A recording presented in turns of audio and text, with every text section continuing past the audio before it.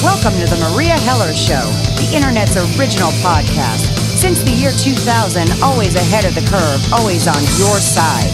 A true warrior for truth and justice, Maria and her guests leave nothing out, and no one is off limits. There is only one truth, the rest is lies. Sit back, enjoy the education with a true daughter of Mother Earth. Sharp New York wit, spiritual knowing, and a very dry sense of humor, Maria will dissect the news and lies to make it all palatable. Education is power. Maria delivers rapid-fire truth like no one else can. Here she is, the mouth that roars, the legendary Maria Heller. Good morning, world. Maria here, alive and kicking. Welcome to Awaken with Meria Monnica, the fun show, a show of importance, the show that actually gives you tools to keep yourself grounded and moving forward on your spiritual path. And I don't see any other topic I could ever cover that's more important than that. Good morning, Monica. Hey, it's the M&M show. We're the women of solutions. We're not nuts. We're not nuts, but, well, I guess that's open to interpretation. Monica, we've had a pretty wild 2 months with 6 planets in retrograde. So a lot of crazy things have been happening. And one of our good listeners, Louise, sent me a note because I guess she's getting hammered by it, like we all are. Louise's birthday, by the way, is November 3rd, 1969. That's easy to remember because my dad passed away on November 3rd. Oh, I think I got married. Next birthday too. I think I got married once on that day. Unfortunately, I got married twice in November, so I don't remember. Oh, that's funny. That's funny. Would rather prefer to forget both of them. Okay. Oh my gosh. That's hilarious. I know. Well, here's Louise's question. Because she listened to the Astrology show with Joe for the month, and she said, I listened to Joe recently talking about the impact of the 6 planets in retrograde. He made the comment, many things end, including friendships. And she said, a friend that I have spoken to daily for the last 4 years stopped all communication about 6 weeks ago. Is there anything more to this than astrology? So I guess she wants to know why a friend just shut her down after 4 years. Yeah, I totally get that, and it has been astrological planetary influences on the retrogrades, especially when you have Mercury in Leo. It's a fire sign, and Mercury controls the way we think. So what's happened is that there's been a lot of arguing. I even had one with my own mother, a shouting match, and that just never happens. And I went, whoa, let's look at this here. Let's go back. A lot of things were redos, a lot of delays, a lot of appointments canceled and rescheduled. I mean, to me, it was the most impactful one I have ever experienced in my lifetime. And I studied astrology in the 70s. I used to do charts, so I'm very familiar with all the other retrogrades as well. But you know what? The thing that we can do is not be controlled by externals, including planetary influences. It even says in one of the books that I read, it's good to know about astrology, but the fool is the one that is controlled by them. So we have the power through our free will to raise our vibrational frequency by staying centered each day, meditating more to get centered, or whatever you need to do, like you like to work out because that puts you in a great place. Whatever it takes, I call it wit. Have your wits about you so that you're doing whatever it takes in order for you to be centered, to feel good, to have your vibrational frequency up, and do not blame anything on the outside. Doing that makes us foolish. Right. So that means we have no power, and we do have free will. Well, I always like to say it's always good to know what the astrology is so you have an understanding of why things are going kaflooey, but you don't have to. You can try to circumvent. It's like getting a reading, knowing in advance, where to zig and where to zag. But I do want people need to, you're right. Right. I did want to add a little something to what Louise is asking, because I put out some cards on it while we were talking. And there are some issues here with her friend, and it may not make sense to Louise, but I want to tell her anyway. It just looks like there's a money issue between the two of them. So I don't know if it's jealousy because of money. I don't know if it's a loan that went south. But it could be her friend having money issues. But what I'm getting for Louise is to just let it go and move on. Absolutely. I completely agree. Oh, that just gave me chills when you said that. And I felt that the retrograde actually brought the issue up to the surface. Well, it's bringing up a lot of issues. It's like Roto-Rooter. Oh, yeah. Oh, yeah. Pushed it up. Oh, yeah. Yeah, let's confront it, deal with it, and move on. And, I don't want to, Right. And I don't want to forget, I want to let my audience know tomorrow's show is going to be a little later in the afternoon because in the morning, especially for people that like little free reads, I'm going to be doing a Facebook Live at 10 a.m. Pacific with my daughter Gia, where we'll be doing little mini reads. It's the first time we're going to try a split screen, so be patient with us if it takes us a few minutes to hook it up right. So check it out if you want to. Usually after we do it, we post it. It's always full of a lot of spiritual information, so it's not just listening to what people get in their reads. But that's the only time that I work for free. The other thing that I always do for free is send a long-distance Reiki healing to anyone that requests it of me. That's my giveaway. We all choose what we're willing to do for free, but we all have bills to pay as well. Yeah, and I don't profit from anyone's misery or if they're going through a traumatic experience, even a loss. Sometimes people are traumatized, and I am one of those. If you lose your pet, I definitely have had a lot of success finding missing pets. I haven't had a lot of time lately because I've been really, really booked. But I just don't like to profit from someone else's grief. Right, exactly. Anyway, we were going to talk about a couple of things today, and I'll let the audience know. I want to talk about crystals. And also the power of our thoughts and emotions, but also the power of the words we use. Absolutely, the power of the spoken word. Mm-hmm. Right. I mean, I don't. Go ahead. I'm sorry. It's okay. We do the Latino thing, like speaking over each other. That's very common in my family. Plus, I have OCD anyway, so I get on a roll, and I tend to cut people off, which I apologize for that. I have to apologize over and over because I keep doing it. My family does the same thing. Did you want to start off with crystals or with the power of the spoken word? Well, I think it's important for people to know that, I'm constantly correcting my friends. We could be hanging out. We could be at dinner. If I hear them start to use negative words, especially about themselves, even if it's in a joking manner, I always look at them and say, what are you projecting? Yeah. And I don't think that people pay enough attention to what they project with their actions and especially their words. For an example, I have one friend who's always, got some kind of sickness going on. We go to a Costco store, and what's the first thing he does? He sits on one of those drive your own cart things, before we get in the store. And I just looked at him and I said, what are you projecting?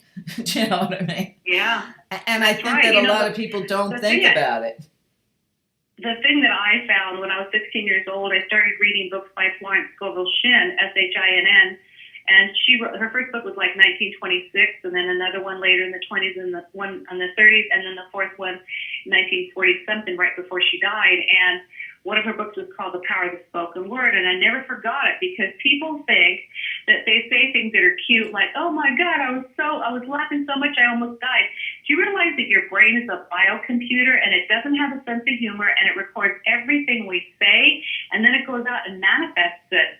So it's like, don't be surprised when you get a heart attack. It's like, all you do is talk about how you died when this happened or you died when that happened. It's like, stop it. Stop it, because your word is your wand. It actually makes things manifest, and then you wonder why. Exactly. It's like we have to check ourselves. We have to do conscious living. Look at what we're saying. It's not a joke. All of it holds power. We're very powerful beings. What we think, what we feel, what we accept inside of us is what manifests. But then there's the power of the spoken word, which is even more powerful than anything else, because it's auditory in the third dimension, which is even more powerful than those thoughts and emotions. So watch your words with all diligence, for by your words you're justified, or by your words you are condemned. And that comes right out of Scripture. And I'm not a religious person, but I certainly remember certain things about, it was written in the book because I'm a minister. So I'm a metaphysical minister, however, a spiritualist.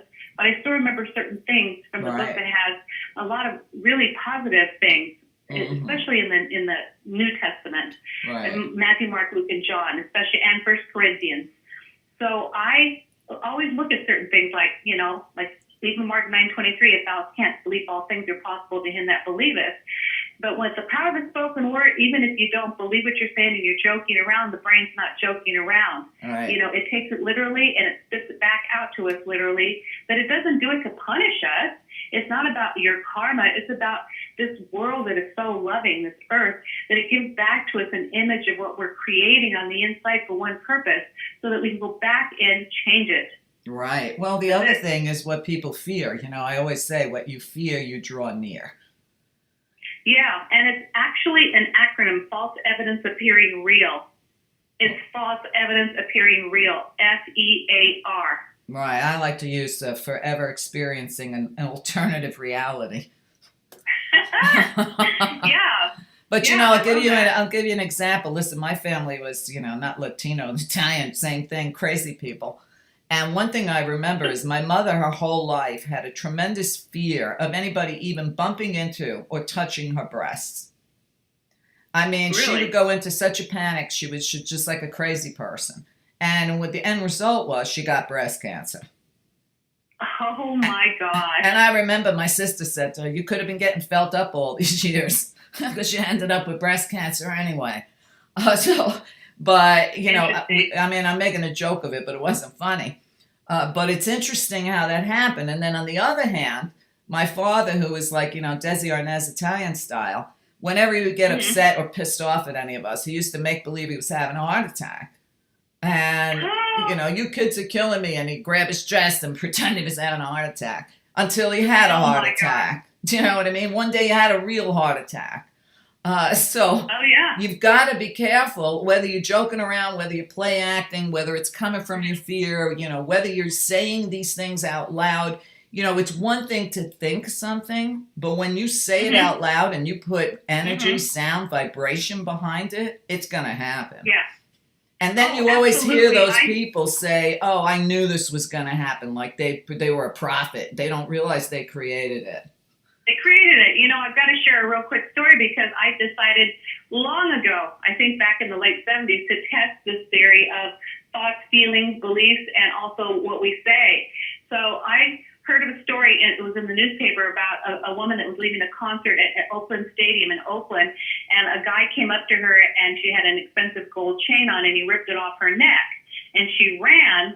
And so I thought, wow, you know, if that ever happened to me, this is what I would do. And I played out the whole scenario in my head. I thought about it. I said it out loud. I talked to people about it. Said, yeah, I would tell them it's fake jewelry. It's not even real. Don't even worry about blah, blah, blah, you know.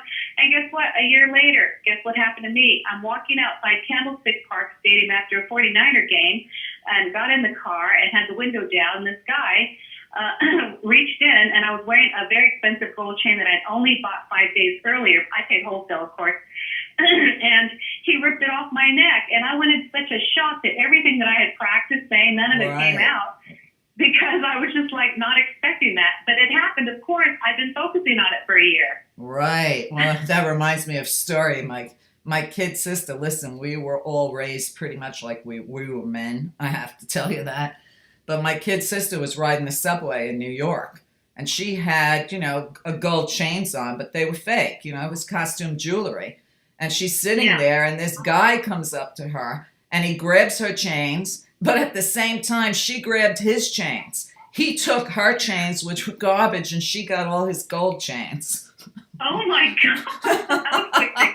That was quick thinking. Well, I mean, you know, that's the way my family is. And people that don't think that thoughts are things or emotions or become things, or what you say becomes reality in your experience, it's like, okay, then go ahead and make your own little test like I did. Of course, I picked a stupid thing to focus on because it actually ended up burning my neck because it had one of those clasps in the back that has a safety clasp. So it ended up, when he pulled it out, it cut my neck across, plus I had burn marks on it. And I thought, well, Monica. Oh, God. You know, case in point, you proved, okay, do you now believe? Right. Be careful what you think. That's for sure. But even, like I said, you know, a lot of times when I'm talking to my clients or even my friends, you know, and I give them direction, because there's no sense in getting a reading unless I can give them direction on what to do, what not to do. Exactly. And they'll say, well, I'm trying to do this, or I'm trying to make a change. And I tell them, as long as you start your sentence with the word try, which is a negative, it's never going to happen. And people don't realize the word try and the word if are negatives. Okay. Well, so I correct them. I correct them immediately. I say I'm doing. Yeah, I that word try and hoping and if or what, they should be taken out of the dictionary, because even yesterday I did a reading for a client in London, and he was going, okay, I'll try it. And I said, hey, let me send you this little picture. And it said, do not, there is no try. You either do or do not, Yoda. Yoda. From The Empire Strikes Back. And that's where I learned it. There is no try. You either do or you do not. Exactly. You can't try to pick up this coffee mug here. You either pick it up or leave it there. There's no try. Mm-hmm. And a lot of people use that word. And when a person says, like, if you invite them to a party, I'll try and get there, that usually means no. Exactly. So the word try is associated with no. Well, like the word maybe. Maybe, yeah. I'll try, maybe. I don't know if I feel good. Oh, what do you mean if you feel good? Okay. I can't count on you. Right. Well, years ago when I studied with Sun Bear, God, it was like the late 80s, he used to talk about the word guilt and blame. And he said that he wanted everybody in the audience to take the words guilt and blame out of their vocabulary. He said, if you don't use the words, you can't feel the feeling. So since the 1980s, I truly have felt no guilt or blame for anything I do or has happened. Because I just don't use the words. Yeah, you're right. You're absolutely right. You can't do that to yourself. It's like, unless you're a Virgo, then there's a tendency to do that. Sorry, Virgos.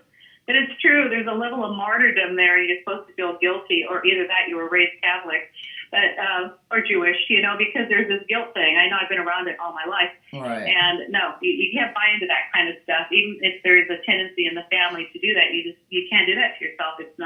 It's a form of self-abuse and a form of self-rejection and self-abandonment. So why would you do that? Right. No. Well, when they asked him, what did he consider a sin? I've never forgotten what he said, and I've used it repeatedly. He said the only thing he believed was a sin was causing suffering to yourself or someone else.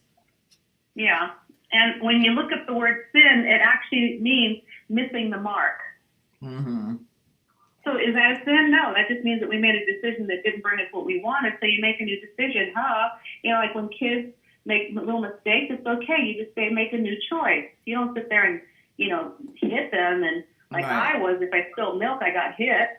That's stupid. What you do is you say, oops, you got to make a new decision here because that didn't work, putting the glass right by the edge, So you teach, and people always say, oh, I discipline my kid. And I say, what do you mean by discipline? I want you to define the word discipline. Well, I make them face the corner, or I give them a timeout or whatever. I said, do you know what the word discipline means? And they'll say, well, yeah, to punish your child. I go, absolutely not. Discipline comes from the word disciple, which means to teach, not to punish. And they're shocked. It's like, duh, a no-brainer. Learn your words.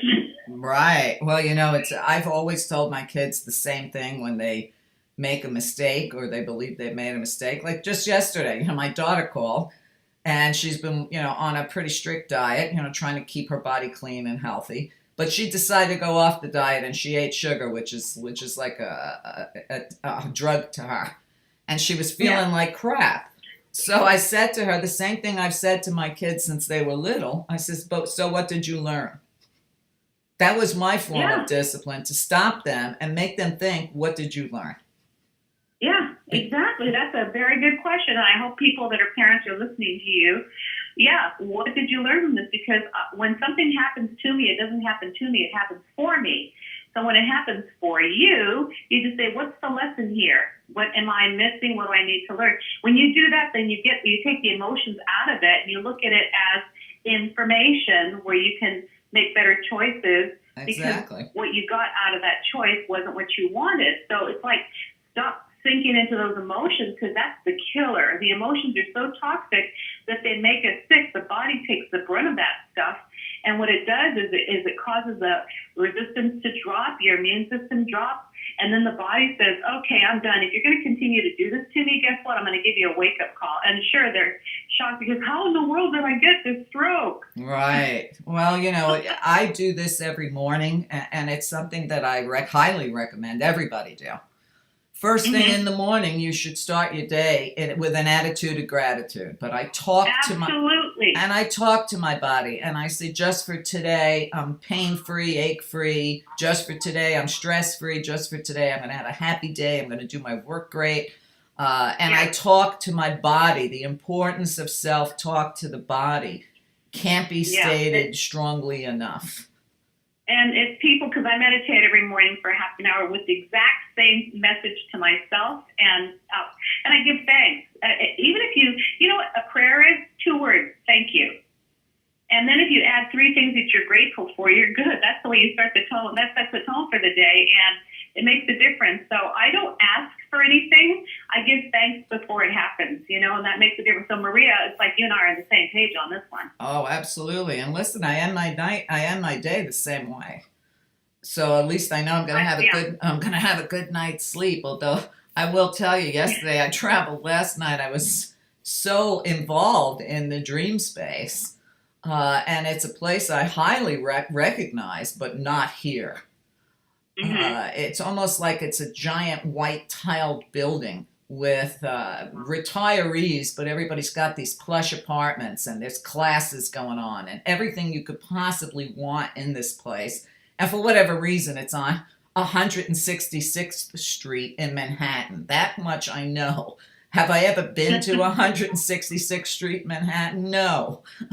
So I woke up this morning and I was like, okay, well, that number reduces to a 4, which is the 4 directions, which always brings me to the medicine wheel, which then clued me in that since we want to talk about crystals, I broke out my own book on the medicine wheel because I have an entire section in there on crystals. I love it. I love it. Yeah, and the 4 means bringing into manifestation. There's two sides of each number. There's a positive and a negative, and it depends on where we are as to what we manifest. But my feeling is when you talk about that white building, to me it represents that white light of protection. 4 meaning the manifestation of that which we want, but it also, the negative side of the 4 means we can also allow ourselves to get stuck in a particular area because the 4 also forms a box.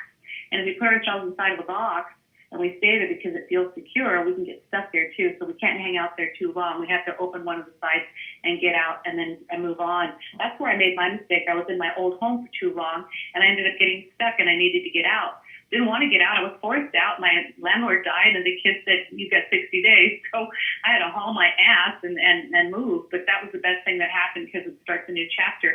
So whether you're forced to learn lessons through either a wake-up call via illness or whether there's an event in your life, it's like, there's something out there called love that has our best interests at heart. And when we connect to that, we always end up in the best possible scenario. Like if you get a flat tire and you set the tone for the day and your heart's connected to love, then you'll end up getting a flat tire and it'll be in front of a gas station instead of in the middle of a freeway. Right. So I always know that you want to do that for the best possible outcome. Exactly. And sometimes, that flat tire may have saved you from an accident 5 minutes down the road.